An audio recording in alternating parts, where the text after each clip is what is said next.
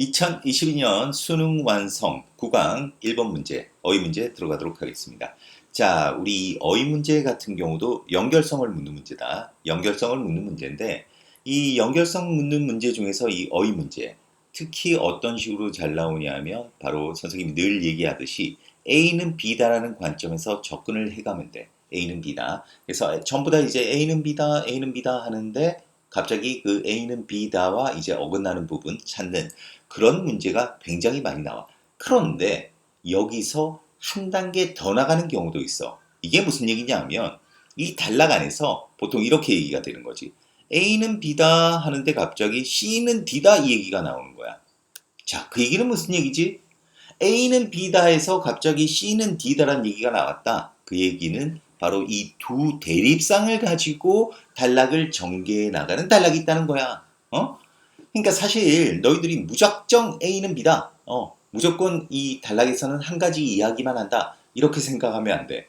간혹 가다가 이렇게 조금 더 이제 난이도가 좀 더 있는 문장이라고 봐야 되겠지. A는 B다에서 이제 C는 D다라는 대립상을 가지고 전개해 나가는 글. 이런 글들이 실제적으로 어휘 문제, 그 다음에 빈칸 문제 또 굉장히 많이 나오고 있다 요즘. 자, 그런데 이 1번 같은 경우 자, 이 대립상을 이용해 가지고 설명하는 글인데, 그런데 이 단락은 뭐 아주 난이도가 높은 거는 아니야. 왜냐하면 예를 들어서 A는 B다, C는 D다 이러면서 막 A는 B다를 이제 패러프레이징 하면서 이제 아래쪽에서 쭉 전개하고, 그 다음에 C는 D다 이 얘기를 막 패러프레이징 하면서 쭉 전개하고 이러면 조금 더 복잡할 수 있는데, 이 단락 같은 경우는 그냥 A하고 C를 강조하고 있어. 그러니까 A와 C의 완전한 어떤 대립상을 통해 가지고 바로 어휘에 있어서 적합하지 않는 부분을 찾아내라고 하는 그런 단락이라고 하겠다. 그러니까 완벽하게 대립이 되는 그 개념만 찾아낸다면 너희들이 쉽게 문제를 풀 수 있는 그런 단락이라고 하겠어. 그래서 지금 아래쪽에서 선생님이 미리 너희들 공부를 하는 거다 보니까 미리 표시를 해놨어. 대립상이 되는 부분들을. 자, 그런데 어떻게 자 대립상이 되는 부분을 찾아내는지 직접 따라가면서 한번 보도록 합시다. 자, 첫 번째 문장을 읽을 때 일단 처음에는 어떻게 접근해라? A는 B다라는 관점에서 접근을 해야 되는 거야. 자, 그래서 들어가 보면 consensus citizens, 양심적인 시민들과 그리고 정치학자들은 may be troubled, 어떤 어려움을 겪을지도 모릅니다. 자, 뭐에 의하여? 바로 그 생각에 의하여. 그래놓고 이거 문장 구조를 보면 이 대은 동격의 대시다. 바로 이 생각이 어디까지 가느냐? 바로 끝까지 가는 거야. 그러니까 that 이하라는 생각에 의해서 어떤 어려움을 받을지도 모른대. 바로 그 that 이하라는 생각이 뭐냐? affect and image. 자, 여기서 affect. 이거는 명사로 쓰인 거다. 이거는 명사 자리지 동사 자리가 아니잖아. 동사 같으면 뭐 영향을 주다 이런 뜻이겠지만은 명사로 쓰이면 아래에도 나와 있는데 이게 정서야, 정서. 그러니까 정서와 이미지가 can be such dominant factors. 너무나 강력한 요인이 될 수 있다고. 뭐에 있어서?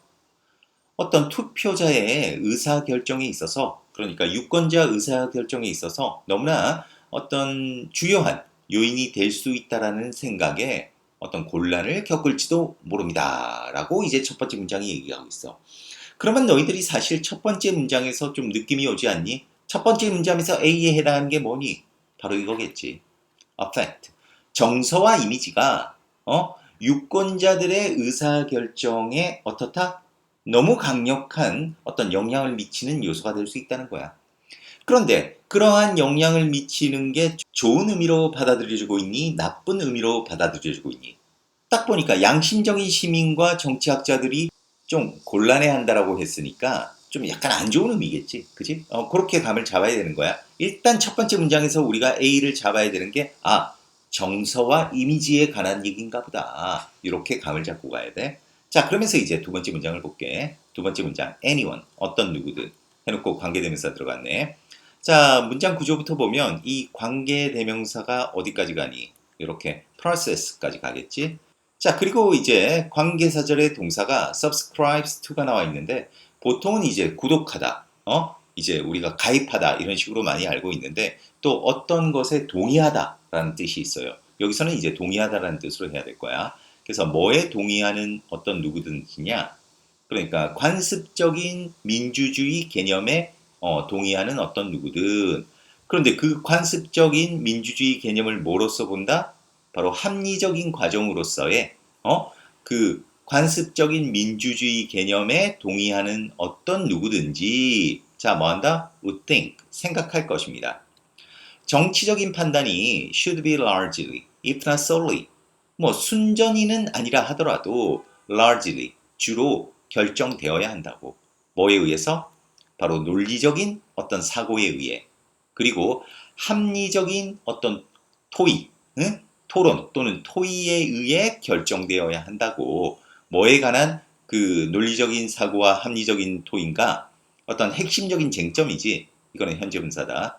자, 그 사회와 국가와 직면하고 있는 그러한 핵심적인 쟁점에 대한 어떤 논리적인 사고와 합리적인 토의에 의해서 결정되어야 한다라고 생각한다라는 거야. 자, 그러면 사실 이 문장을 딱 읽었을 때 이게 뭔가 대립상이 설정되어 있구나를 체크할 수 있어야 된다는 거지. 무슨 얘기냐? 자, 민주주의 개념을 뭐로써 여긴다고 했지? 합리적인 과정이라고 했잖아. 응? 이 합리적인 과정, 이 합리적인 과정이라고 믿는 어떤 누구든지 정치적 판단, 이 정치적 판단이 뭐니? 바로 위에서 언급한 유권자의 의사결정 아니야? 이 의사결정. 이러한 유권자 의사결정이 뭐에 의해 결정되어야 된다? 바로 논리적인 사고. 그리고 합리적인 토의에 의해서 결정되어야 된다 이 얘기야. 그러면 여기서 너희가 대립상을 딱 잡아야 돼. 아, 우리가 살고 있는 민주주의 이 사회에서 합리적인 과정이라는 것은 논리적인 사고구나. 그리고 어떤 합리적인 토의 과정이 바로 이 민주주의에 필요한 합리적 과정이구나. 이렇게 정리를 해야 된다는 거지. 그러면 뭐와 대립상이 되지? 아, 정서와 이미지는 논리적인 사고가 아니구나. 그러니까 양심적인 시민들과 정치 과학자들이 좀 곤란해하는구나. 이렇게 정리가 들어가야 된다는 거. 알겠지? 자, 그래서 사실 1번은 전혀 문제가 없었을 거고, 자, 그 다음 문장, 이 대립상의 유념을 두면서, 유념을 하면서 이제 계속 읽는 거다. 자, 그래서 대부분의 사람들은 주장할 것입니다. 자, 뭐라고 주장하느냐? 정서 또는 감정이, 아까 위에서는 이미지라고 했는데, 바로 이 이미지가 감정을 불러일으키니까 여기서는 이제 감정이라고 얘기를 하고 있는 거야. 이게 다 똑같은 거야. 정서와 감정은, 자, 뭐 한다? 합리적인 어떤 추론과 어떤 이슈, 쟁점에 대한 심사숙고에 해를 끼치고 그리고 방해합니다. 합리적인 추론, 어떤 그 문제에 대한 심사숙고 과정에 해를 끼치고 방해를 한대. 뭐가? 바로 정서와 감정이. 그리고 따라서 자, 어떻게 되어야 한다? 자, 요거는 요렇게 병렬이지. 그 정서와 감정은 어떻게 돼야 되겠니? 당연히 제거되어야 되겠지. 뭐로부터? 민주적인 시스템으로부터 제거되어야 한다고 주장합니다. 그렇지. 자, 벌써 이 문장을 통해 가지고 확실하게 대립상이 설정되지 않았니? 바로 정서와 감정은 합리적인 추론, 그 다음에 어떤 쟁점에 대한 심사숙고, 바로 위에서 언급했던 논리적인 사고와 어떤 합리적인 토의 과정을 방해를 하잖아. 그런데 이렇게 합리적인 사고와 그 다음에 이제 뭐 논리적인, 합리적인 이런 토의 과정은 민주주의에서 필요로 하는 거잖아. 그러니까 당연히 민주주의 체계에서는 이런 정서와 감정은 어떻게 돼야 되겠지? 바로 제거되어야 된다. 딱 떨어지게 되지. 그러니까 이거는 아무 문제가 없었지. 자, 그러면서 이러한 종류의 사고는 is normal, 정상적입니다. 자, 이러한 종류의 사고가 뭐니? 바로 위에서 언급한 이러한 사고지.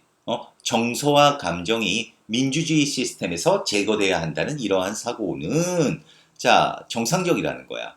해놓고 얘는 분사구입니다. 뿌리를 둔 가운데 어디에? 고대 그리스 철학에 뿌리를 둔 가운데 아주 정상적인 사고라는 거야. 그런데 고대 그리스 철학에서는 주장했다는 거지. 자, 뭐를 주장했느냐? separating. 이성을 분리시킬 것을 뭐와? 바로 열정과 그리고 사고를 감정과 분리시킬 것을 주장을 했고, 그리고 요건 요렇게 병렬이네. argues and advocates 병렬이네. 그리고 옹호했다는 거야. 뭐를? 전자를 뭐로써? 후자보다 야 열등하겠냐? 우수하겠냐? 바로 우수한 것으로 옹호했습니다. 이렇게 해야 되겠지. 그러니까 이게 잘못됐네. 이게 바로 superior 돼야 되겠지. 바로 답은 3번이다. 자, 여기서 이제 대립상 관계 한번 정리를 한번 하고 갈게. 자, 이러한 종류의 사고가 정상적이다 그러면서 그리스 철학이 뭘 주장했다고 해서 이성. 이성이 뭐야? 바로 민주주의에서 강조하는 거 아니야. 근데 패션이 뭐지? 패션이 바로 감정 아니야. 그지? 그리고 사고는 뭐니? 이게 바로 이성적인 판단. 그 다음에 감정은 바로 뭐 emotion, affect 아니야. 그지? 그런데 뭐를 옹호했니? 바로 이성과 사고를 옹호했지. 이게 바로 앞에 나온 거잖아. 그래서 전자를 더 옹호한다. 뭐로써? 뛰어난 것으로서. 그래서 답은 3번이 답이라고 하겠습니다. 자, 그런데 계속 읽어나가 보자. 계속 이제 그 대립상이 설정되어 있다. 그러면서 similarly, 이와 유사하게. 뭐 이와 유사하게 했으니까 비슷한 얘기 계속 나오는 거야. 그 대립상을 통해 가지고. 그래서 우리는 연관 짓는 경향이 있습니다. 감정을. 자, 그러면 감정은 좋은 거로 연관 짓겠니? 나쁜 거로 연관 짓겠니? 당연히 나쁜 거로 연관 짓겠지. 그러니까 혼돈, 그 다음에 퇴행, 그 다음에 비과학적인 것으로 연관을 짓는다는 거야. 만약 여기서 그것은 감정이지. 감정이 어떤 수단, 매개체가 아니라면, 어떤 매개체? 그 진실을 잘 보여주는 그런 매개체가 아니라면, 자, 뭐하다? 뭐 혼돈, 퇴행, 그리고 비과학적으로 그렇게 연관을 짓는다는 거지. 여기서 말하는 진실은 바로 어떤 합리적인 과정을 통해서 어떤 추론을 통해서 나오게 되는 그런 진실을 가리키는 거지. 그런데 during which 이러한 과정 동안 여기서 위치가 가리키는 것은 바로 앞 문장이다. 바로 그 감정이 진실을 잘 보여주는 어떤 수단인 그런 동안에는 그걸 잘 보여주는 수단인 그런 기간 동안에는 it is then 그때 여기서 그것은 감정이야. 감정은 받아들여지고 그리고 장려되어진다는 거야. 무슨 말인지 알겠지? 자, 그래서 a case in point 딱 맞는 경우가 뭐냐? 바로 토론과 연설이래. 토론과 연설.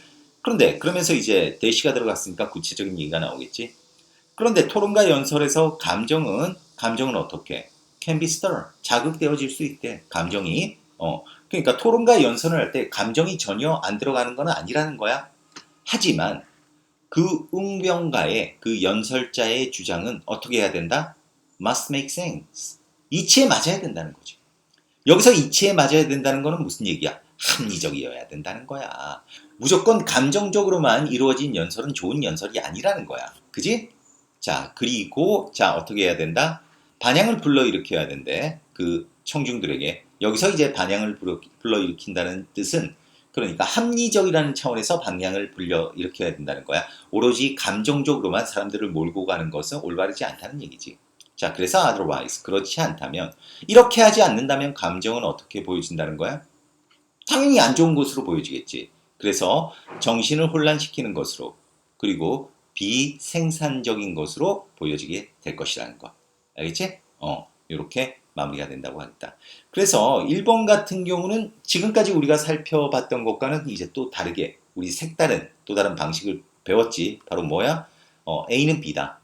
그런데 이 A는 B다와 대립상이 되는 C는 D다를 통해 가지고 설명해주고 있는 단락이었다는 거. 근데 이 단락은 뭐 완전한 A는 B다, C는 D다라는 문장이라기보다는 아까 서두에서 언급했다시피 A와 바로 C의 어떤 완벽한 대립상을 통해 가지고 이렇게 설명을 하고 있는 그런 대립상을 이용한 단락이었다는 거. 그리고 이 대립상 단락도 굉장히 많이 나오는 단락 중에 하나다. 자, 그래서 어쨌든 문제를 풀어갈 때 첫 번째 이제 A는 B다라는 사고로 가져가는 거야. 그런데 항상 A는 B다로 끝나지 않는다는 거지. 간혹 가다가 어떤 경우도 있다. 이렇게 대립상을 통해 가지고 설명해 줄 수도 있다는 것.